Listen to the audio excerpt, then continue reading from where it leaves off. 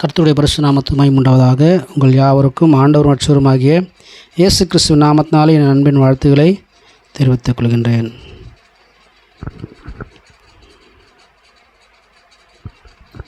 நாம் தொடர்ந்து வாசிக்கிறதான வேத பகுதிக்கு நேராக நாம் போகலாம்.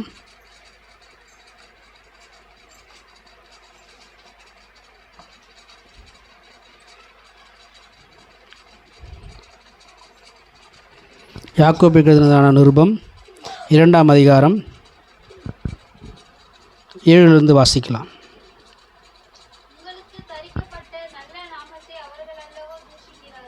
அல்லேலூயா. உங்களுக்கு தரிக்கப்பட்ட நல்ல நாமத்தை அவர்கள் அல்லவோ தூஷிக்கிறார்கள். யார் தூஷிக்கிறது? நமக்கு உண்டாக்குறதான நல்ல பேரை யார் கெடுக்கிறது? யார் தூஷிக்கிறது? பிசாசா. போன வாரம் நீ வரலனாலும் என்ன செஞ்சுருக்கணும்? நீ குரூப்பில் அமைச்சிருக்கிறதான மெசேஜை கேட்டுருக்கணும். கேட்காதனால உனக்கு தெரியல. யார்? போன வாரம்ல, அதுக்கு முன் வாரம். மேல் வசனத்தில் போட்டிருக்கு. என்ன போட்டிருக்கு?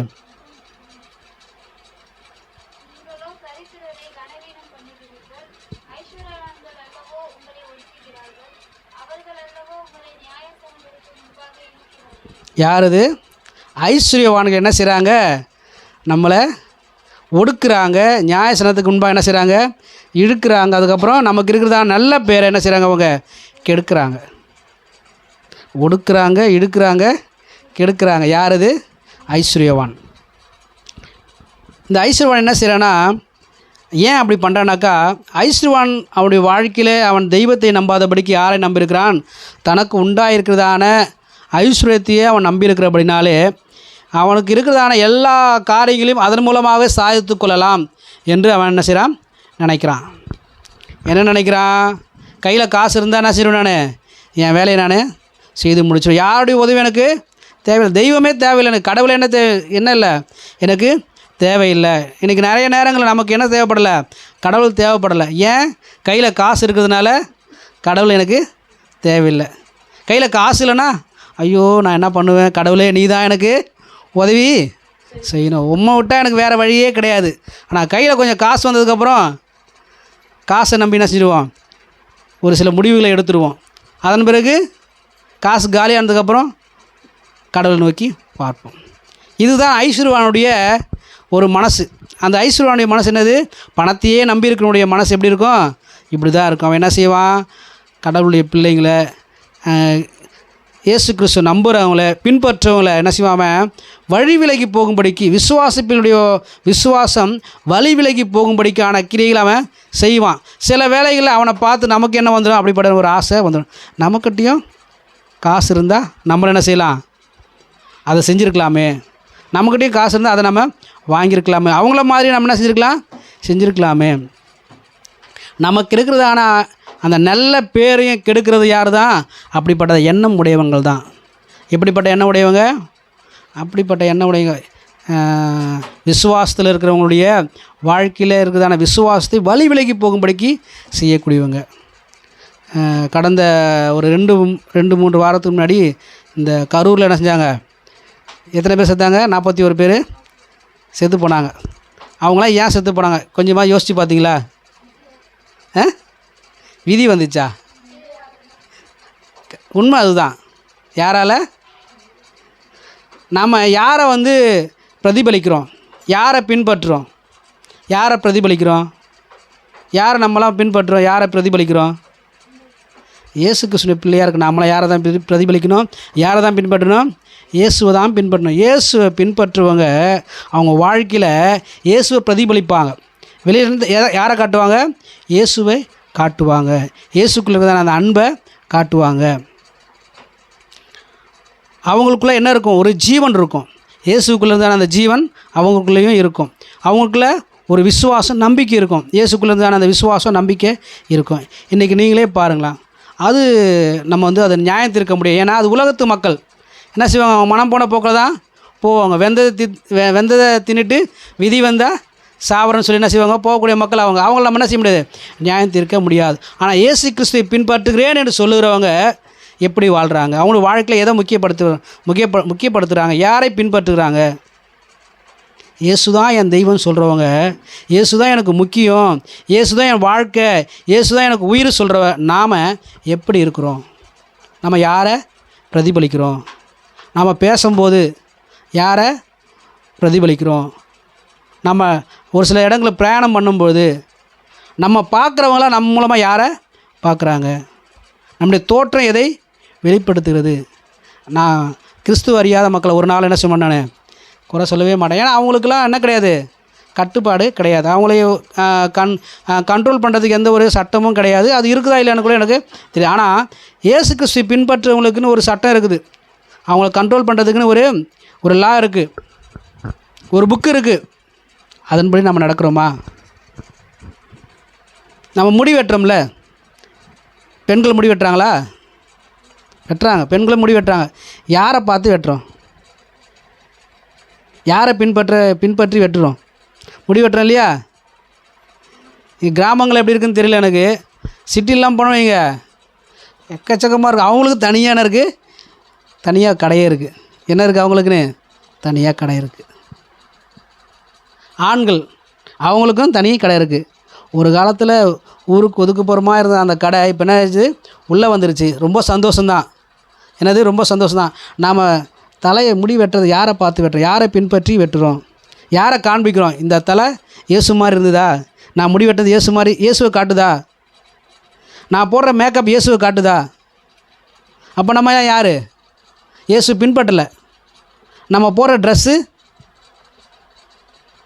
இயேசுவை காட்டல. நம்ம பேசுகிற பேச்சு நடுவில் என்ன வந்துடுது? சினிமா டைலாக் வந்துடுது. என்ன வந்துடுது? ஏன்? நம்ம அதை ரொம்ப அதிகமாக விரும்புகிறோம், அதை பார்க்குறோம், அதனால் வந்துடுது. உண்மையாக நான் சொல்கிறேன், நீங்கள் உங்கள் மனசில் அதை நல்லா எழுதி வச்சுக்கோங்க, இல்லை ஒரு நோட்டில் கூட எழுதி வச்சுக்கோங்க. இயேசு கிறிஸ்துவை பின்பற்றாமல் எந்த ஒரு சினிமா நடிகரையோ எந்த ஒரு விளையாட்டு வீரரையோ நீங்கள் பின்பற்றுவீங்க சொன்னால் நிச்சயமாக உங்களுக்கு கன்ஃபார்மாக நரகம் இருக்குது. பரலோகத்துக்கு என்ன செய்ய முடியாது? ஒரு நாளும் போகவே முடியாது. பரலோகத்துக்கு ஒரு நாளும் போக முடியாது. என்ன கற்றுக் கொடுக்குறாங்க சினிமாவில்? சினிமா படம் பார்க்குறோம் இல்லையா? என்ன கற்றுக் கொடுக்குறாங்க நமக்கு? சினிமா படம் முழுவதுமாக பாவத்தை தானே செய்கிறாங்க அவங்க கற்றுக் கொடுக்குறாங்க. இச்சையை தானே செய்கிறாங்க அவங்க கற்றுக் கொடுக்குறாங்க. சினிமா படம் பார்க்குறதுலாம் ஒரு நாளும் பரிசுத்தமே ஆக முடியாது. நீங்கள் சினிமா படம் பார்க்கும்போது இயேசுவன் பக்கத்தில் உட்காருவாரா? அவரும் பார்ப்பாரா அந்த படத்தை? பார்க்க மாட்டார். ஏன்? அதில் என்ன தான் கற்றுக் கொடுக்குறாங்க? முழுக்க பாவத்தை கற்றுக் கொடுக்குறாங்க, இச்சையை கற்றுக் கொடுக்குறாங்க. அதை பார்க்குற நாமளும் என்ன செய்கிறோம்? அப்படியே அதிலேயே சிந்தித்து நாமளும் அதில் என்ன செய்கிறோம்? முழுகி போயிடும். ஒரு காலத்தில் இந்த பேண்ட் இருக்கு இல்லையா, நம்ம போடுற பேண்ட்டு இது லூஸாக தான் இருந்தது. இப்போ பசங்க போடுற பேண்ட்டும் பொண்ணுங்க போடுற பேண்ட்டும் ஒரே மாதிரி தான் இருக்குது. எப்படி இருக்குது? ஒரே மாதிரி தான் இருக்குது. ஒரு காலத்தில் சட்டை எப்படி தான் இருந்தது? லூஸாக தான் இருந்தது. இப்போ என்ன செய்கிறாங்க? டைட்டாக போடுறாங்க. யாரை வெளிப்படுத்துகிறாங்க? அதன் மூலமாக என்னத்தை அவங்க காண்பிக்கிறாங்க? இயேசுவை காண்பிக்கிறாங்களா? இல்லை நீ அப்படி டைட்டாக சட்டை போடுறதுனால ஒருத்தர் உன்னை பார்த்து உங்கள்கிட்ட பேசும்போது அங்கே இயேசுவை நீ சொல்கிறியா? இயேசுவை அவங்க தெரிஞ்சுக்குவாங்களா? இது எந்த நடிகர் போட்ட ட்ரெஸ்? இது இவ்வளோ ஸ்டைலாக இருக்குது. முடி வெட்டினது எந்த நடிகராக இருக்கும்? எந்த ஆக்டராக இருக்கும்? அப்படி தான் தோணுது. அப்புறம் தலைக்கு கலர் பண்ணுறாங்க. என்ன பண்ணுறாங்க? தலைக்கு முடிக்கு கலர் பண்ணுறாங்க. இதெல்லாம் யாரை காண்பிக்குது? சென்னை பகுதியெலாம் போனால் முடி என்ன செய்வாங்க? ஸ்ட்ரைட் ஆக்குவாங்க. அதுக்கு என்ன செய்வாங்க? ஒரு கடைக்கு அந்த கடையில் போய் முடியை நேராக்கிக்குவாங்க. இதெல்லாம் எதை வெளிப்படுத்துகிறது? இயேசு கிறிஸ்துவை வெளிப்படுத்துகுதா? இயேசு கிறிஸ்து பேரை கெடுக்குது. இங்கே சொல்லப்பட்டிருக்க இந்த வசனத்தின்படி, 7வது வசனத்தின்படி, உங்களுக்கு தரிக்கப்பட்ட நல்ல நாமத்தை அவர்களோ தூஷிக்கிறாங்க. நாம் யாரை பின்பற்றுறோம்? அவங்க என்ன செய்கிறாங்க? நமக்குள்ளே இருக்குதான அந்த நல்ல பேரை கெடுக்கிறாங்க. நான் ஒரு கிறிஸ்தவன், நான் இயேசு கிறிஸ்துனுடைய பிள்ளை, எங்களுக்கு அந்த பேரை கெடுக்கிறதுக்கு என்ன செய்கிறாங்க? அவங்க முயற்சி பண்ணுறாங்க. நம்ம அந்த வலையில் சிக்கிக்கொள்கிறோம். அவங்கள பார்த்து என்ன செய்கிறோம்? நம்மளும் அப்படியே போகிறோம், அப்படியே பாவத்தில் போகிறோம். நாம் போடுற ட்ரெஸ்ஸு, நம்ம பண்ணுற அலங்காரம் மற்றவருடைய வாழ்க்கையில் பாவத்தை உண்டு பண்ணுதா? பரிசுத்தத்தை உண்டு பண்ணுதா? மற்றவர்கள் இடறி போவதற்கு ஏதுவாக நாம் ஏதாவது செய்வோம்னு சொன்னால் நிச்சயமாக நமக்கு ஐயோன்னு சொல்லி போட்டிருக்கு வசனம். இந்த சிறியருக்கு ஒருவன் இடரல் உண்டாக்கினால் அவனை என்ன செய்யலாம்? எந்திரக்கல்லை கட்டி அவனை கடலில் போட்டுடலாம். இல்லைன்னா அவனுக்கு ஐயோ ஐயோனாக்கா என்னது, நரகம்தான். நாம் யாருக்காவது இடரலாக இருப்போம்னு சொன்னால் நம்ம பேசுகிற பேச்சு மூலமாகவோ, நம்ம நடக்கிற நடக்கை மூலமாகவோ, நம்ம பார்க்குற பார்வை மூலமாகவோ நம்ம அப்படி செய்வோம்னு சொன்னால் நமக்கு ஐயோ. இதெல்லாம் நம்மளாம் செய்யலை, நம்மளை ஒருத்தர் என்ன செய்கிறாங்க, செய்ய வைக்கிறாங்க. நம்ம பார்க்குறோம் இல்லையா, நம்ம டிவியில் பார்க்குறோம். இப்போ நிறைய பேர் என்ன செய்கிறது கிடையாது, டிவி பார்க்குறதில்ல. டிவிக்கு பதிலாக கையில் சின்னதாக ஒன்று வாங்கி வச்சுட்டாங்க, அதில் பார்த்துக்கிறாங்க. ரீல்ஸ் என்ன செய்கிறாங்க, குட்டி பிசாசு வந்திருக்குது, பெரிய பிசாசு போய் குட்டி பிசாசு வந்திருக்கு, அதை பார்க்குறாங்க. பார்த்துட்டு என்ன செய்கிறாங்க, தங்களுடைய நேரத்தை எல்லாம் செலவழிக்கிறாங்க. அதே மாதிரி இவங்களும் பண்ண ஆசைப்பட்றாங்க. ஒரு காலத்தில் ரீல்ஸ் போகிறவங்களாம் கொஞ்சம் பேர் தான் இருந்தாங்க. இப்போ என்ன ஆயிடுச்சு, யார் யாரெல்லாம் கையில் ஸ்மார்ட் ஃபோன் வச்சுருக்காங்க அவங்க எல்லாருமே என்ன செய்கிறாங்க, ரீல்ஸ் போட ஆரம்பிச்சிட்டாங்க. இதெல்லாம் யாரை மகிமைப்படுத்தும்படிக்காக செய்கிறாங்க? யாருடைய பேர் கெட்டு போகுது? கிறிஸ்தவங்க தான் இதை என்ன செய்கிறாங்க, 100% கிறிஸ்தவங்க தான் இந்த உலகத்தில் இருக்குதானே எல்லாருக்கும் எடுத்துக்காட்டாக வாழணும். கிறிஸ்தவங்க எப்படி வாழணும், எடுத்துக்காட்டாக எக்ஸாம்பிளாக வாழணும். அவங்களாம் எப்படி செபிக்கிறவங்க, அவங்களாம் வேதம் வாசிக்கிறவங்க, அவங்க உண்மை பேசுகிறவங்க. அவங்கள பார்த்தா நம்ம என்ன செய்யலாம், அவங்கள பின்பற்ற நம்ம என்ன செய்யலாம், காப்பாற்றப்படலாம். நல்ல வழியில் நம்மளும் என்ன செய்யலாம், நடக்கலாம் அப்படின்னு சொன்ன ஒரு காலம் போய், ஐயோ அவன் அப்படி அவளா அப்படி கிடையாது. எனக்கு தெரிஞ்ச ஒரு ரொம்ப வருடங்களுக்கு முன்னாடி கேட்ட ஒரு செய்தி. ஒரு பெண் இருந்தாங்க, அவங்க விபச்சாரம் செய்யக்கூடியதான ஒரு பெண். என்ன செய்யக்கூடியவங்க, அவங்க விபச்சாரம் செய்யக்கூடிய ஒரு பெண் இருந்தாங்க. அவங்க ஒரு நாள் செஞ்சாங்க, எப்படியோ இயேசு கிறிஸ்துவை அவங்க தெரிந்து கொண்டா ரட்சிக்கப்பட்டாங்க. ரட்சிக்கப்பட்டதுக்கப்புறம் அவங்க வாழ்க்கையில் அவங்களுக்கு ஒரு ஆசை, நான் என்ன செஞ்சிட்டேன், காப்பாற்றப்பட்டு விட்டுட்டேன். ஒரு பாவமான ஒரு மோசமான ஒரு வாழ்க்கையிலிருந்து காப்பாற்றப்பட்டு விட்டேன். ஆனால் என்னை போல் என்ன செய்கிறாங்க, நிறைய பேர் இருக்கிறாங்க, அவங்களாம் காப்பாற்றப்படணும், என்ன செய்கிறது அப்படி சொல்லி அவங்க ரொம்ப நாளாக யோசிச்சுட்டே இருந்தாங்களாம். இப்போ யோசிச்சுட்டு இருக்கும்போது ஆண்டவர் அவங்கள்கிட்ட பேசினாராம், நீ எப்பவும் போல் என்ன செய்ய, அதே மாதிரி இரு. உன்னை தேடி வரவங்களை என்ன செய்யணும், அவங்கள அப்படியே நேராக உங்கள் பாஸ்ட்டுக்கிட்டேயோ உங்கள் சர்ச்சுக்கோ கூப்பிட்டு வந்துட்டு அவங்க பார்த்துப்பாங்க. இவங்க என்ன செய்யல, அதுக்கப்புறம் அந்த வேலை செய்யலை, இருந்தாலும் அவங்கள பார்க்குறவங்க எப்படி பார்ப்பாங்க, ஓ இது அந்த பொண்ணு, இது அவங்க அப்படி சொல்லி அவங்க என்ன செய்வாங்க, அப்படி பார்த்துட்டு பின்னாடி வருவாங்க. இவங்க என்ன செய்வாங்க, வந்தது வரைக்கும் சந்தோஷம் சொல்லி அவங்க கூட்டு வந்து ஆலயத்தில் விட்டுடுவாங்க, ஆண்டவர்கிட்ட அருமைப்படுத்திடுவாங்க. இப்படி அநேக நபர்கள் என்ன செஞ்சாங்க, அவங்க ரட்சிப்புகளை நடத்தினாங்க சொல்லி ரொம்ப வருஷத்துக்கு முன்னாடி கேள்விப்பட்டேன். ஆனால் இப்போ அப்படிலாம் யாரும் கிடையாது. இப்போ அப்படி யாரும் கிடையாது. எப்போ வாய்ப்பு கிடைக்கும்னு சொல்லி பார்க்கக்கூடிய நபர்கள் தான் இருக்கும். இன்றைக்கி நிறைய பேர் பாவத்தில் இருக்காங்க இல்லையா, பாவத்திலேருந்து மாட்டிக்கிறாங்க இல்லையா போலீஸ்கிட்ட. ஏன் அவங்களாம் மாட்டிட்டாங்க, ஏன் அவங்க மாட்டிக்கிட்டாங்க? இப்போ தப்பு செஞ்சாங்க சிலர், போலீஸில் மாட்டிக்கிட்டாங்க. ஏன் மாட்டிக்கிட்டாங்க? அவங்களாம் தப்பு செஞ்சது தெரிஞ்சு போச்சு. என்னாச்சு, தெரிஞ்சு போச்சு. அவங்க செஞ்ச தப்பு பாவம்லாம் தெரிஞ்சு போச்சு, அவங்க மாட்டிட்டாங்க. நம்ம செஞ்சதெல்லாம் என்ன செய்யலை, தெரியல.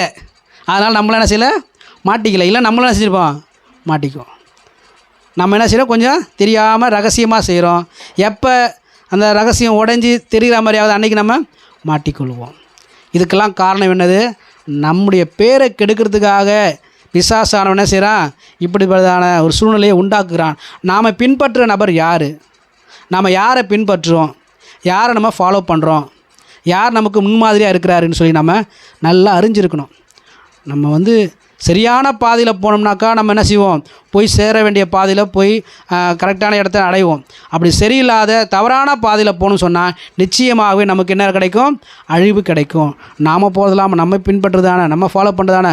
அவங்களும் என்ன செய்வோம், குருடனுக்கு வழிகாட்டினது போல செய்வோம், இருவரும் பள்ளத்தில் விடுவார்கள் அல்லவான்னு சொல்லி வசனம் சொல்லுகிற பிரகாரமாக நம்முடைய வாழ்க்கையில் நாம் காணப்படுவோம். ஆகையினால் ஒரு நாளும் சினிமா நடிகர்களையோ விளையாட்டு துறையில் இருக்கிறதான ஸ்போர்ட்ஸ் மேனையோ என்ன செய்யக்கூடாது, நம்ம ஒரு நாளும் பின்பற்றவே கூடாது.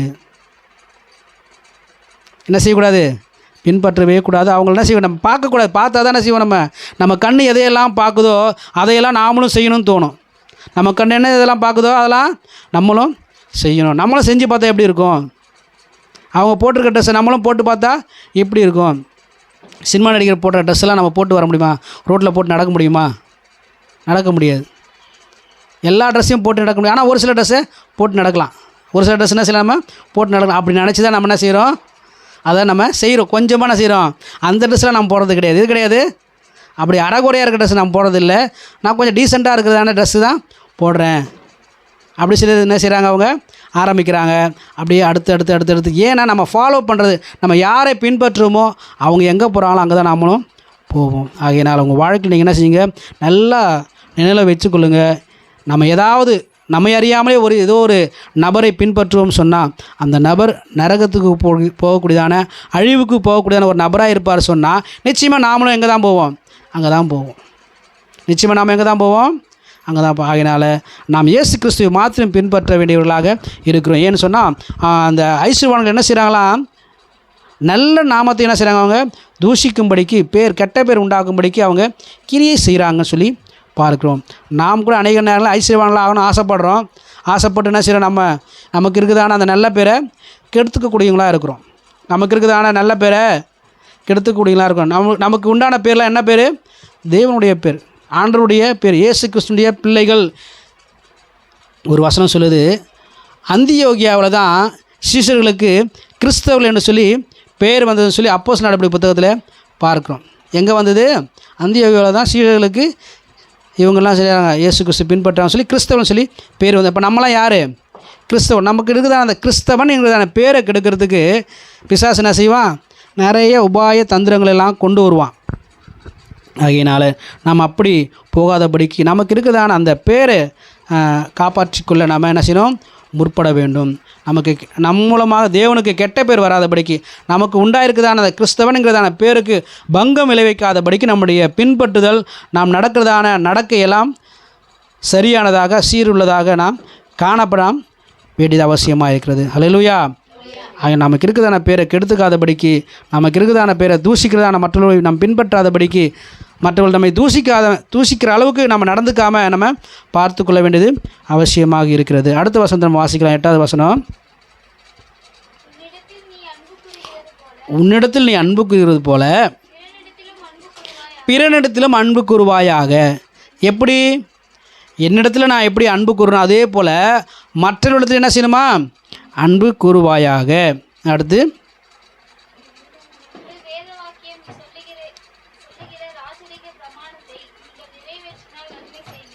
ஆமாம், வேத வாக்கியத்தை சொல்லுது. என்னன்னு சொல்லுது, உன்னிடத்தில் நீ அன்பு கூறுவது போல பிறனிடத்திலும் அன்பு கூறுவாயாக என்று வேத வாக்கியம் சொல்லுகிறதான ராஜரீக பிரமாணத்தை நீங்கள் நிறைவேற்றினால் என்ன செய்வீங்க, நீங்கள் நன்மை செய்கிறவர்களாக இருப்பீர்கள்.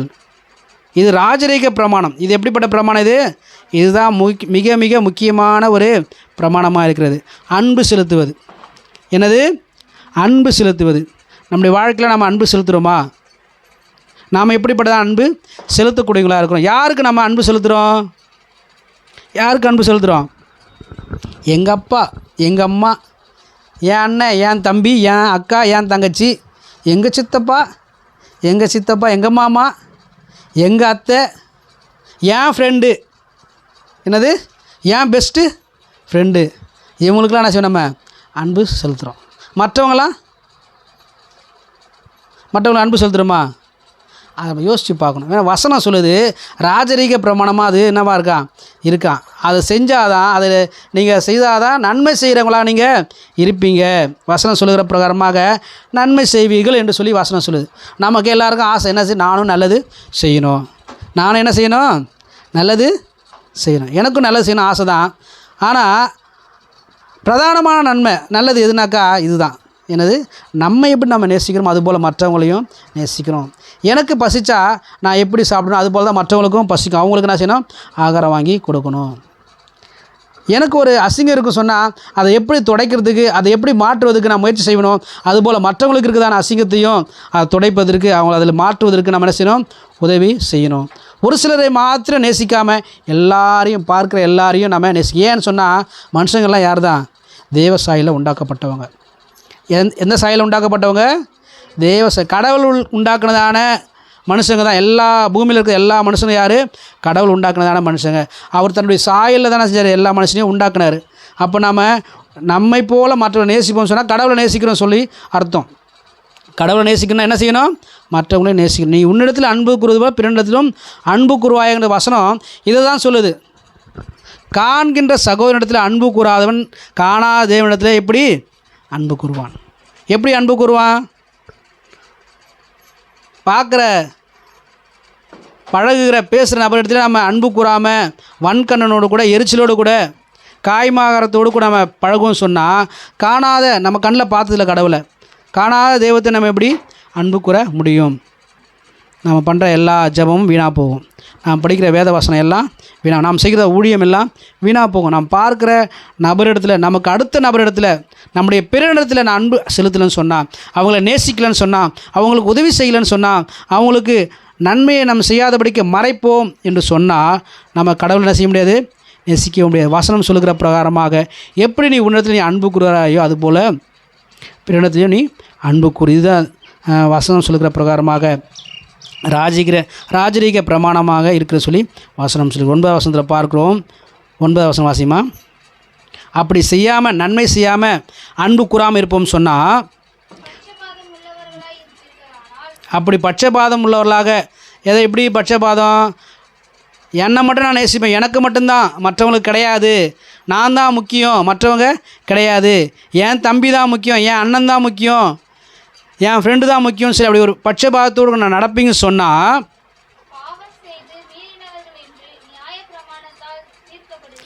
அப்படி செய்கிறவங்க எல்லாம் என்ன செய்கிறாங்க? பாவம் செய்கிறாங்க. அல்லேலூயா. யார் பாவம் செய்கிறது? பட்சபாதமாக இருக்கிறவங்க எல்லாம் என்ன செய்கிறாங்க? பாவம் செய்கிறான். பாவம் செஞ்சால் நிச்சயம் என்ன இருக்குது? தண்டனை இருக்குது. என்ன பட்சபாதம்? நான் மட்டும்தான், எனக்கு மட்டும்தான். இந்த கிராமங்களில் சிட்டியில் அந்தளவுக்கு இருக்காது. கிராமங்களில் தான் தவளை என்ன செய்யும்? மழை காலங்களில் கத்திக்கிட்டே இருக்கும். என்ன செய்யும்? எனக்கு எனக்கு எனக்கு என்ன செய்யும்? அது கத்திக்கிட்டே இருக்கும். நைட்டெல்லாம் கத்திக்கிட்டே இருக்கும். காலைல பார்த்து எல்லாம் செத்து போய் கிடக்கும். கத்தி கத்தி என்ன ஆகிடாது? வாய் வெடித்து வயிறு வெடித்து செத்து போயிடும். அதுதான் இங்கே வசனம் சொல்லியிருக்கு. என்னென்னு பட்சபாதத்தோடு கூட இருப்பீங்க சொன்னால் நீங்கள் என்ன செய்கிறீங்க? பாவம் செய்கிறீங்க. பாவம் செய்கிற ஆத்மா என்ன செய்யும்? நிச்சயமாக அது தண்டனைக்கு நேராக போகும். அவங்க என்ன சொல்லப்பட்டிருக்கு? பட்சபாதமுள்ளா இருப்பீங்களானால் பாவம் செய்து மீறினவர்களாக இருப்பீங்க. நியாயப்பிரமாணத்தை என்ன செய்கிறீங்க? நீங்கள் மீறுறீங்க. கடவுள் கொடுத்ததான பிரமாணத்தை கட்டளை என்ன செய்கிறீங்க? மீறீங்க. கடவுள் என்ன கட்டளை கொடுத்தாரு? உன்னிடத்தில் நீ அன்பு கூறுவது போல் பிறனிடத்திலும் அன்பு கூறுவாயாக அப்படி சொல்லி ஆண்டவர் என்ன செஞ்சார்? சொன்னார். ஆனால் அதை நம்ம என்ன செஞ்சிடறோம்? மீறிடுறோம். அந்த நியாயப்பிரமாண கட்டளையை நம்ம மீறுறோம். வீட்டில் சில வீடுகள் என்ன செஞ்சுருப்பாங்க? அப்பா அம்மா சொல்லுவாங்க, நான் இந்த டைமுக்குள்ளார நீ வந்துடணும். எத்தனை மணிக்குள்ளார? ஒரு 9 மணிக்குள்ளார வீட்டுக்கு வந்துடணும். எங்கே போனாலும் செஞ்சு 9 மணிக்குள்ளார வீட்டுக்கு வந்துடணும் அப்படின்னு சொல்லுவாங்க. ஆனால் இவங்க என்ன செய்வாங்க? கொஞ்சம் லேட்டாக வருவாங்க. அப்போ அப்படி லேட்டாக வந்தால் என்ன அர்த்தம்? அது அவங்க சொன்ன வார்த்தைக்கு இவங்க கீழ்ப்படியில் பிரமாணத்தை அவங்க என்ன செய்கிறாங்க? கட்டளையை அவங்களுக்கு வச்சுருக்குதான அந்த ரூல்ஸ் என்ன செய்கிறாங்க? மீறுறாங்க. இப்போ ஹாஸ்டலில் தங்கி படிக்கிறாங்க. இப்போ இந்த பாப்பா என்ன செய்கிறாங்க? ஹாஸ்டலில் தங்கி படிக்கிறாங்க. ஹாஸ்டலில் தானே தங்கி படிக்கிறா? எத்தனை மணிக்கு உள்ளே இருக்கணும்? வெளியிலே போகக்கூடாதா? போகலாமா? எத்தனை மணிக்கு உள்ளே இருக்கணும்? 9:30 உள்ளே இருக்கணும். அதுக்கு மேலே லேட்டாக போனால் விட மாட்டாங்க. ஏன்? அது ரூல்ஸ். என்னது இது? ரூல்ஸ். படிக்கிற இடத்துல செஞ்சுருக்கிறாங்க, இத்தனை மணிக்கு தான் என்ன செய்யணும்? வரணும் அப்படி சொல்லி ரூல்ஸ் வச்சுருக்காங்க. ஆனால் வீட்டில் அப்பா அம்மா சொன்னாலும் நம்ம செய்ய மாட்டோம், கேட்கணும். நம்ம இஷ்டத்து தான் வருவோம், நம்ம இஷ்டம் தான் போவோம். அப்பா அம்மா ஆனால் சொல்லுவாங்க. எந்த உலகத்துலேயே நல்லா ஞாபகத்தில் வச்சுங்க, தன்னுடைய பிள்ளைகளுக்கு கேடு நினைக்காத ஒரே ஒரு நபர்கள் யார் சொன்னாக்கா அம்மாவும் அப்பா மட்டும்தான். யார்? அம்மா அப்பா மட்டும்தான். தன்னுடைய பிள்ளை என்ன செஞ்சிடக்கூடாது? கெட்டு போகக்கூடாதுன்னு நினைக்கிறவங்க. மற்றவங்க எல்லாரும் ஒரு சமயம் வரும்போது செஞ்சுருவாங்க, செஞ்சுருவாங்க. அதனால தான் ஆண்டவர் சொல்கிறாரு, தகப்பன் தாய் மறந்தாலும் நான் உன்னை மறவேணும். அவர் செய்ய மாட்டார். அப்படி அது உதாரணத்துக்கு சொல்லும் போது, நண்பன் மறந்தாலும் நான் உன்னை மறப்போன்னு சொல்லலை, சித்தப்பா அத்தை மாமா அப்படி சொல்லலை. தகப்பனும் தாயும் மறந்தாலும், தாய் உன்னை மறந்தாலும் அப்படி தான் சொல்ல. அப்போ அவங்க என்ன செய்ய மாட்டாங்களா? மறக்க மாட்டாங்க. ஏன்னாக்கா அவங்க அந்த அளவுக்கு தன்னுடைய பிள்ளைகளை என்ன செய்கிறாங்க? நேசிக்கிறாங்க. தன்னுடைய பிள்ளைகளுக்கு தீங்கு வரக்கூடாது, கேடு நினைக்கக்கூடாதுன்னு நினைக்கக்கூடாது ஒரே ஜீவன் யார் தான்? பெற்றோர் தான். ஆனால் இன்றைக்கி அது புரிஞ்சிக்காத வாலிப சகோதர சகோதரி என்ன செய்கிறாங்க? தங்களுக்கு ஒரு நல்ல ஒரு துணையை தேடித்தரத்துக்கு அப்பா அம்மாவுக்கு தெரியாதுன்னு சொல்லி தங்களுக்கு தானே என்ன செஞ்சுறாங்க? செய்துக்கிறாங்க. செய்துட்டு என்ன செஞ்சுறாங்க? பின்னாடி வேதனை அனுபவிக்கிறாங்க. ஏன்னு சொன்னால் அப்பா அம்மா வசனம் சொல்லுகிற பிரகாரமாக தகப்பனையும் தாயையும் கனம் பண்ணுவாயாக. இதுதான் என்ன செய்யுது, வாக்குத்தத்தமான ஆசீர்வாதமாக இருக்குது. முதலாவது வாக்குத்தத்த ஆசீர்வாதம் அப்படி சொல்லி வசனம் போட்டிருக்கு. ரெண்டாவது, பூமியிலே உன் வாழ்நாள் நீடித்திருப்பதற்கு உனக்கு நன்மை உண்டாக உன் தகப்பனையும் தாயும் கனம் பண்ணுவாயாக. இந்த வசனத்தை மீறி என்ன செஞ்சுறாங்க, அப்பா அம்மாவுக்கு என் மேலே என்ன இல்லை, அக்கறை இல்லை. எனக்கு வயசாகிட்டே போகுது, கண்டுக்கவே மாட்டுறாங்க. இவ்வளோ வயசாகிடுச்சு, என்னை நல்ல ஒரு காலேஜில் சேர்க்க மாட்டுறாங்க, எனக்கு நல்ல ஒரு வேலையை பார்த்து வைக்க மாட்டுறாங்க அப்படி சொன்னாங்க. அப்பா அம்மா குறித்து அவங்க தப்பாக நினைக்கிறாங்க. நினச்சிட்டு என்ன செய்கிறாங்க, ஏதோ ஒரு விதத்தில் தன்னுடைய நண்பனோ அல்லது நம்முடைய உறவுக்காரங்களோ நமக்கு என்ன செஞ்சுருக்கலாம், ஒரு சின்னதாக உதவி செஞ்சுருக்கலாம். அது அந்த நேரத்துக்கு கண்ணுக்கு தெரியும். எங்கள் சித்தப்பா தான் என்ன செஞ்சார், என்னை தூக்கி வளர்த்தாரு. என்னுடைய அண்ணன் பிள்ளைங்க 2 பேரும் நான் தான் தூக்கி வளர்த்தேன். சின்ன சின்ன பிள்ளைகளாக இருந்தாங்க. என்னுடைய அண்ணனுக்கு வந்து ஒரு பையன் 2 பொண்ணு, 2 பொண்ணு ட்வின்னு. 2 பேரும் ட்வின்னாக இருந்ததுனால அவங்க அம்மாவால் பார்த்துக்க கொஞ்சம் சிரமமாக இருந்தது. அந்த நேரத்தில் என் மேலே ரொம்ப பாசமாக இருப்பாங்க. இப்போவும் போனாலும் சித்தப்பான்னு செய்வாங்க, ரொம்ப பாசமாக இருப்பாங்க. அவங்களெல்லாம் நான் சின்ன வயசு, நான் அப்போ எனக்கு திருமணம் ஆகாதனால என் கூட தான் இருப்பாங்க, நல்லா விளையாடுவாங்க, சித்தப்பான்னு சொல்லி ரொம்ப பாசமாக இருப்பாங்க. நான் தான் வளர்த்தேன். அதுக்காக நான் சொல்கிறதையே செய்வாங்களா? என்னது, அவங்க அப்பா அம்மா சொல்கிறது தான் செய்வாங்க. ஆனால் சில வேலைகளில் நான் செஞ்ச ஒரு நன்மையான காரியம் கண்ணுக்கு முன்னாடி வந்து எனக்கு எங்கள் அப்பா அம்மா சொல்கிறது சரியில்லை, எங்கள் சித்தப்பா சொல்கிறது தான் சரி. என்னுடைய அக்காவுக்கு 2 பிள்ளைங்க, ஒரு பையன் ஒரு பொண்ணு. அந்த சின்ன பையனை நான் தான் வளர்த்தேன். எங்கள் அக்கா வந்து ஒரு 6 மாதம் இருக்கும்போது, குழந்தை பிறந்த 6 மாதம் இருக்கும்போது அவங்க என்ன செய்ய வேலைக்கு போக ஆரம்பிச்சிட்டாங்க. அதுக்கப்புறம் அந்த பையனை நான் தான் தினமும் வீட்டிலேருந்து அவங்க வீட்டுக்கு கூப்பிட்டு போனோம், அவங்க வீட்டிலேருந்து எங்கள் வீட்டுக்கு கூப்பிட்டு வரணும். தினமும் ஒரு 5 கிலோமீட்டர் 6 கிலோமீட்டர் சைக்கிள், 6 மாதத்து குழந்தைய சைக்கிளில் முன்னாடி ஒரு சீட்டு இருக்கும், அந்த சீட்டில் கூடமாக இருக்கும், அதில் வச்சு கூப்பிட்டு வருவோம். ரொம்ப பாசமாக இருப்பான், மாமான்னுவான். ரொம்ப பாசமாக இருப்பான். நான் தான் வளர்த்தேன்.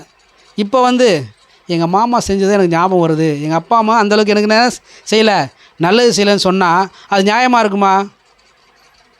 நியாயமாக இருக்குது. அதுபோல் இன்றைக்கி நிறைய நேரங்கள் நம்ம என்ன செஞ்சிடறோம், நண்பர் செய்கிற ஒரு உதவியோ, நம்முடைய உறவுக்காரங்க செய்கிற உதவியோ, அதை பார்த்து என்ன செய்கிற அப்பா அம்மாவை நம்ம அவங்க செய்த நன்மை நம்ம மறந்து போய். நான் இது எதுக்கு சொல்ல வந்தேன், நம்முடைய அன்பு மாறுவதற்கு காரணங்கள் இப்படி இருக்குது. அப்படி நமக்கு இருக்குதான அந்த பிரமாணத்தை கட்டளையை நாம் மீறுவோம் என்று சொன்னால் அது பாவம் என்று வசனம் சொல்லுகிறது. உன்னிடத்தில் நீ அன்பு கூறுவது போல பிறனிடத்தில் அன்பு கூறுவாய்ங்கிற அந்த ராஜரீக பிரமாணத்தை வேத வசனம் நமக்கு சொல்லுது. ராஜரீக பிரமாணத்தை என்ன சொல்லுது வேத வசனம் நமக்கு சொல்லு. அதை நம்ம என்ன செய்யக்கூடாது, மீறக்கூடாது. பிரமாணத்தை மீறுவது பாவம். நம்ம என்ன செய்யணும், அநேக நேரத்தில் அப்படி பட்சபாதம் பார்த்து, சொந்தக்காரங்க உறவுக்காரங்க பார்த்து, இல்லை எனக்கு மட்டும்தான் நான் தான் அப்படி ஒரு பட்சபாதம் பார்த்து நம்ம நடப்போம்னு சொன்னால் அது பாவம். நியாயப்பிரமாணத்தை நம்ம மீறவங்களாக இருப்போம். அப்படி மீறுறது தண்டனைக்குரிய ஒரு காரியமாக இருக்கிறது. நியாயப்பிரமாணத்தினால் நம்ம என்ன செய்வோம், பாவி என்று மீறப்பட்டவர்கள் என்று நம்ம தீர்க்கப்படுவோம் என்று சொல்லி வசனம் சொல்லுது. அப்படியெனில் ஒருவன் நியாயப்பிரமாணம் முழுவதையும் கை கொண்டிருந்தும் ஒன்றிலே தவறினால் எல்லாவற்றிலும் குற்றவாளியாக இருப்பான். அல்லேலூயா, அல்லேலூயா. என்ன சொல்லுது, இப்போ நியாயப்பிரமாணத்தில் சொல்லப்படுதான அந்த கட்டளைகளில் 10 கட்டளை இருக்குது. அந்த 10 கட்டளையில் 1 தவறினாலும் என்ன தான், 10 போனது தான். 1 தவறினாலும் 10 போனது தான். இப்போ நம்ம எக்ஸாம் எழுதுகிறோம், என்ன எழுதுகிறோம், பப்ளிக் எக்ஸாம் எழுதுகிறோம் 10வது. இப்போ அப்படி இருக்கான்னு தெரியல. பப்ளிக் எக்ஸாம் எத்தனை எக்ஸாம் இருக்குது பப்ளிக்கில்? 6 எக்ஸாம் இருக்கா, 5 எக்ஸாம் எழுதுகிறோம். 5ல் 1 போயிடுச்சு, பாஸா ஃபெயிலா? 4 பாஸ் ஆகிட்டுமே, ஏற்றுக்க மாட்டாங்க. என்னது, 1 போனாலும் ஃபெயில் தான். அடுத்த முறை என்ன செய்வோம், அந்த 1 எழுதி பாஸ் பண்ணால் பாஸ் ஆகிடும். ஆனால் ஒரு சில நாட்களுக்கு முன்னாடி, ஒரு சில காலங்களுக்கு முன்னாடி 1 போனாலும் ஃபெயிலு தான். அந்த 5 என்ன செய்யணும், திரும்ப மறுபடியும் எழுதணும். அல்லேலூயா. 1 போனாலும் என்ன தான், போயிடுச்சு தான். மொத்தம் திரும்ப என்ன செய்யணும், ஃபஸ்ட்லேருந்து 5 எழுதி பாஸ் பண்ணணும். அதுபோல் பிரமாணத்தில் நம்ம 1 நிறைவேற்றாமல் விட்டுட்டு 9 கட்டளையை கடைபிடிச்சிட்டு ஒரே ஒரு கட்டளையை விட்டுட்டுன்னு சொன்னாலும் என்ன செய்யலை, நம்ம பிரமாணத்தில் நிறைவேற்றல. 1 போனாலும் போனது தான். எப்படியெனில் ஒருவன் நியாயப்பிரமாணம் முழுவதையும் கை கொண்டிருந்தும், எல்லாத்தையும் செஞ்சேன் நான், கடவுள் சொன்ன எல்லா காரியங்களுக்கும் நான் செஞ்சேன் கீழ்ப்படிஞ்சேன். ஆனால் ஒன்று மட்டும் என்ன செஞ்சிட்டேன், விட்டுட்டேன். ஒன்றிலே தவினால் எல்லாவற்றிலும் குற்றவாளியாக இருப்பான் என்று சொல்லி வசனம் சொல்லி. ஏனென்றால் விபச்சாரம் செய்யாதிருப்பாயாக என்று சொன்னவர் கொலை செய்யாதிருப்பாயாக என்றும் சொன்னார். ஆதலால் நீ விபச்சாரம் செய்யாமல் இருந்தும் கொலை செய்தவனானால் நியாயப்பிரமாணத்தை மீறினவனாய் இருப்பாய்னு சொல்லி வசனம் சொல்கிறது. ஆனால் என்ன சொல்லியிருக்கிறாரு, விபச்சாரம் செய்யாதிருப்பாயாகன்னு சொல்லியிருக்கிறாரு. அப்புறம் கொலை செய்யாதிருப்பாயாகன்னு சொல்லியிருக்கிறார். நான் என்ன செய்யறது கிடையாது, மற்றவங்கள மாதிரி விபச்சாரம் செய்கிறது கிடையாது அப்படின்னு நம்ம என்ன செய்யறோம், அந்த பிரமாணத்தை கடைபிடிக்கிறோம். ஆனால் ஏதோ ஒரு இடங்களில் என்ன செய்கிறோம், நம்ம தவறி கொலை செஞ்சிட்டோம். கத்தியால் குத்துறது மட்டும் கொலை இல்லை. வசனம் சொல்லுகிறது இச்சையாதிருப்பாயாக. வசனம் சொல்லுது ஒரு ஸ்திரீயை இச்சையோடு பார்த்தாலே என்ன ஆயிடுச்சான், விபச்சாரம் செய்ததுக்கு ஒரு அந்தளவுக்கு ஒரு பாவம்னு சொல்லி வசனம் சொல்லுகிறது. வசனம் சொல்லுது நீ விபச்சாரம் செஞ்சால் தான் பாவம் கிடையாது, ஒரு பெண்ணையோ ஒரு ஆணையோ நீ இச்சையோடு கூட பார்த்தேன்னு சொன்னால் என்னது, விபச்சாரம் செய்ததுக்கான ஒரு செயலுக்கான ஒரு செயலாக இருக்கிறது. நம்முடைய வாழ்க்கையில் அப்படி கடவுள் நமக்கு என்ன செஞ்சுருக்கிறாரு, ஒரு சில காரியங்களை வகுத்து வச்சுருக்கிறாரு. நம்ம அநேக நேரங்களில் என்ன செய்கிறோம், நம்ம எல்லாம் நான் ஆண்டவர் சொல்கிற எல்லா பிரமாணங்களும் நாங்கள் கீழ்ப்படுகிறேன், கடைபிடிக்கிறேன், நியாயப்பிரமாணம் முழுவதுமாக நான் கடைபிடிக்கிறேன். ஏதோ ஒரு சில இடங்கள் நம்ம தவறி போயிடுறோம். அப்படி தவறி போகிறதுனால நம்ம என்ன செய்யலாம், நியாயப்பிரமாணத்தை நிறைவேற்றலை, ஏதாவது ஒன்று என்ன செய்ய நம்ம மீறி போயிடுறோம். 13ஆம் வசனம் சொல்லுது சுயாதீன பிரமாணத்தினால் நியாயத்தீர்ப்படைய போகிறவர்களாய் அதற்கேற்றபடி பேசி ஏற்றபடி செய்யுங்கள். ஏனென்றால் இரக்கம் செய்யாதவனுக்கு இரக்கமில்லாத நியாயத்தீர்ப்பு கிடைக்கும். நியாயத்தீர்ப்புக்கு முன்பாக இரக்கம் மேன்மை பாராட்டும். என்ன செய்யும், இரக்கம் மேன்மை நம்ம இரக்கம் இல்லாமல் இருந்தோம் சொன்னாக்கா நமக்கும் இரக்கமில்லாத நியாயத்தீர்ப்பு தான் கிடைக்கும். நம்ம மற்றவர்களுக்கு அன்பு செலுத்துதான அந்த காரியத்தில் இரக்கம் இல்லாமல் இருப்போம் சொன்னால் என்ன செய்யும், நமக்கும் ஒரு சில சூழ்நிலைகள் வரும். அந்த நேரம் பார்த்து நமக்கு என்ன கிடைக்காது, இரக்கம் கிடைக்காது, அன்பு நமக்கு கிடைக்காது. நம்ம என்ன செய்வோம், மீறப்படுவோம், நாம் துக்கப்படுவோம், நாம் கஷ்டப்படுவோம், வேதனைக்குரிய ஒரு செயலுக்குள்ளாக நம்ம போவோம் என்று பார்க்கிறோம். ஆகையினால வசனம் சொல்லுகிற பிரகாரமாக நாம் என்ன செஞ்சிருக்கிறோம், ஒரு நாளும் கடவுளுக்கு கெட்ட பேர் வாங்கி தந்துடக்கூடாது. என்ன செஞ்சிடக்கூடாது, கெட்ட பேர் வாங்கி கொடுத்துடக்கூடாது. நம் மூலமாக தேவனுக்கு ஒரு நிந்தையான ஒரு சூழ்நிலையை உண்டாக்கக்கூடாது. இன்றைய நாட்களில் கிறிஸ்தவங்க என்ன செய்கிறாங்க, கடவுளை பின்பற்றுகிறேன்னு சொல்லுற நாம் என்ன செஞ்சிடறோம், சில வேளைகளில் கடவுளுக்கு இழுக்கு உண்டாக்கக்கூடியதான ஒரு சூழ்நிலையை உண்டு பண்ணிடுறோம். அப்படி நம்ம இருக்கக்கூடாது. நம்முடைய பேர் நமக்கு உண்டான அந்த பேரை கெடுத்துக்கொள்ளாதபடிக்கு கடவுளுக்கு மகிமை உண்டு பண்ண, கடவுள் நாமத்திற்கு கனத்தை உண்டு பண்ண நம்முடைய வாழ்க்கையில் நாம் பிரயாசப்பட வேண்டும். அப்படி நாம் பிரயாசப்படும் பொழுது நிச்சயமாகவே கர்த்தர் என்ன செய்வார், நம்மை ஆசீர்வதிப்பார். அது மாத்திரமில்லை, நியாயப்பிரமாணம் சொல்லுகிற பிரகாரமாக நம்ம எப்படி நாம் நேசிக்கிறோமோ அதுபோல் மற்றவங்களையும் நாம் நேசிக்க வேண்டும். ஏன்னு சொன்னால் அன்பு அவ்வளவு முக்கியமானதாக இருக்கிறது. இந்த அன்பை குறித்து ஒரு சில வசனங்களை நாம் வாசித்து முடிக்கலாம். அன்பை குறித்து பார்க்கும் பொழுது யாத்திராகம் 20:6 போட்டிருக்கு, என்னிடத்தில் அன்பு கூர்ந்து என் கற்பனைகளை கைக்கொள்ளுக்கோ 1000 தலைமுறை மட்டும் இரக்கம் செய்கிறேன்னு சொல்லி வசனம் சொல்கிறது. உண்மையாகவே நாம் கடவுளை நேசிக்கிறோம் சொல்கிற நாம் அப்படி கற்பனையை கை கொள்வோம் என்று சொன்னால், அன்பை காட்டக்கூடியதான அந்த கற்பனையை நம்ம கைக்கொள்வோம் சொன்னால் நமக்கு எத்தனை தலைமுறைக்கு இரக்கம் கிடைக்கும், 1000 தலைமுறைக்கு. இந்த ஒரு தலைமுறையிலேயே நம்மளால் என்ன செய்ய முடியல, இரக்கத்தை பெறுவதற்கான முயற்சி செய்ய முடியலையே. நம்ம எப்படி இருக்கிறோம், எதை நோக்கி நம்ம போயிட்டுருக்குறோம், எதை நம்ம பின்பற்றுகிறோம், நம்முடைய வாழ்க்கையில் எதை நாம் ஒரு கோலாக வைத்து லக்காக வைத்து நடக்கிறோம், அதை நம்ம யோசித்து பார்க்கணும். அநேக நேரங்கள் நம்ம என்ன செய்யறதில்ல, அப்படி அன்பை வெளிப்படுத்தாதபடிக்கு நம்முடைய சுய நலனுக்கு ஏற்றாற் போல், சுய லாபத்துக்கு ஏற்றாற் போல் நம்ம நடந்து கொள்கிறோம். அப்படி இராதபடிக்கு தேவனுடைய அன்பை நாம் காட்டக்கூடியவர்களாக, தேவனுடைய அன்புள்ளவர்களாக நாம் இருக்க வேண்டியது அவசியமாக இருக்குது. அப்படி இருப்போம் என்று சொன்னால், கடத்திரத்தில் அன்புள்ளவர்களாக இருந்து கற்பனையில் நாம் கைக்குள்ளோன்னு சொன்னால் 1000 தலைமுறைக்கு என்ன செய்கிறார், அவர் இரக்கம் செய்யக்கூடியவராக இருக்கிறார். அது மாத்திரமில்லை, லேவியராகும் 19:34 பார்க்கிறோம், உங்களிடத்தில் வாசமாக இருக்கிற அந்நியனை சுதேசியைப் போல எண்ணி நீங்கள் உங்களில் அன்பு கூறுவது போல அவனிலும் அன்பு கூறுவீர்களாக.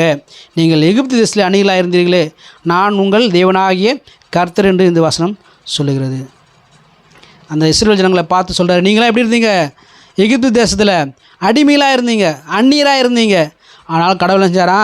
உங்களை நேசித்தபடினாலே உங்களை அவர் மீட்டு கொண்டார். அதுபோல் நீங்களும் கூட நேசிக்கப்பட, மீட்கப்பட மற்றவர்களிடத்தில் என்ன செய்யணுங்க? அன்பு செலுத்துங்க. நாமெல்லாம் அன்பு செலுத்துவதற்கு பாத்திரர்களாக நம்ம நடந்து கொள்ள வேண்டியது அவசியமாக இருக்கிறது. அநேக நேரங்கள் நம்ம அன்பு செலுத்தாதபடிக்கு சுயநலம் உள்ளவர்களாக நாம் இருக்கிறோம். நாமும் ஒரு காலத்தில் அந்நியராக இருந்தோம். எப்படி இருந்தோம்? நம்மளாம் அந்நியராக இருந்தோம். யாரை அறியாமல்? ஆண்டவராகிய இயேசு கிறிஸ்துவை அறியாமல் அந்நியராக இருந்தோம். ஆனால் ஒரு நாள் ஆண்டவர் என்ன செய்ய நம்மளை தேடி வந்தார். தேடி வந்து அவருடைய சொந்த மகளாக நம்மை மாற்றி நம்மிடத்தில் அன்பு செலுத்தினார். அவருடைய பிள்ளையாக மாற்றினார். ஆகினாலே அதை நாம் நினைவு கூர்ந்து கிறிஸ்துவை அறியாத அந்நியர்களாக இருக்கிறதான, கிறிஸ்துவை அறியாத, அன்பை பெற்றுக்கொள்ளாத நபரிடத்தில் நாம் என்ன செய்யணுமா? அன்பு செலுத்த வேணும். ஐக்கியம் வைக்கக்கூடாது. அவங்க கூட என்ன செய்யக்கூடாது? உறவு வச்சுக்கூடாது. ஐக்கியத்தில் போயிடக்கூடாது. ஆனால் என்ன செய்யணும்? அன்பு செலுத்தணும். இயேசு கிறிஸ்து அறியாத நபரிடத்தில், ரட்சிக்கப்படாத நபரிடத்தில், வறுமையில் தரித்திரத்தில் இருக்கிற நபரிடத்தில் நாம் என்ன செய்யணும்? அன்பு செலுத்தணும். ஏன்னு சொன்னால் வசனம் சொல்லுகிறது, நாமளும் ஒரு காலத்தில் எங்கே தான் இருந்தோம்? அடிமைத்தனத்தில் தான் இருந்தோம், அந்நீராக தான் இருந்தோம். அந்நீராக இருந்த நம்மையும் கடவுள் செஞ்சார், ரட்சித்து அவர் தன்னுடைய பிள்ளையாக மாற்றினார். ஆகினாலே நாமும் கூட அப்படி மற்றவர்களையும் அன்பு செலுத்த கடனாளிகளாக நாம் இருக்கிறோம். அப்படிப்பட்ட அன்புள்ளவர்களாக நாம் வாழணும்னு சொல்லி அந்த வசனம் சொல்லுது. நியாயப்பிரமாணமும் சொல்லுகிறது. நியாயப்பிரமாணத்தை நிறைவேற்றுவதான காரியங்களை, நியாயப்பிரமாணத்தை கைக்கொள்வதான காரியங்களை நாம் என்ன செய்யணும்? தெளிவுள்ளவர்களாக நாம் இருக்கணும். அல்லேலூயா, அல்லேலூயா. இன்றைக்கி நம்ம பார்த்த காரியத்தில் நம்ம என்ன பார்த்தோம்? இன்றைக்கி நம்ம கற்றுக்கொண்ட காரியத்தில் என்ன கற்றுக்கொண்டோம்? நம்முடைய பேர் கடவுளுடைய பேராக இருக்குது. கடவுளுடைய பேருக்கு என்ன செஞ்சிடக்கூடாது? நம்ம ஒரு நாளும் கெட்ட பேர் வாங்கி கொடுத்துரு, இடுக்கு உண்டாக்கிடக்கூடாது. நான் யார்? கிறிஸ்தவன். நான் கிறிஸ்தவன் என்கிறதான அந்த பேரை கெடுத்துடக்கூடாது. ஏன்னா அது கெடுக்கிறதுக்கு என்ன செய்கிறாங்க? அந்த பூமியில் அநேக உபாயத்தந்திரங்கள் உண்டாகுது. அவைகளிலிருந்து நம்ம என்ன செய்யணும்? பாதுகாக்கப்பட வேண்டியது அவசியமாக இருக்கிறது. நாம் யாரை பின்பற்றுகிறோமோ அவங்கள தான் நம்ம செய்வோம், பிரதிபலிப்போம்.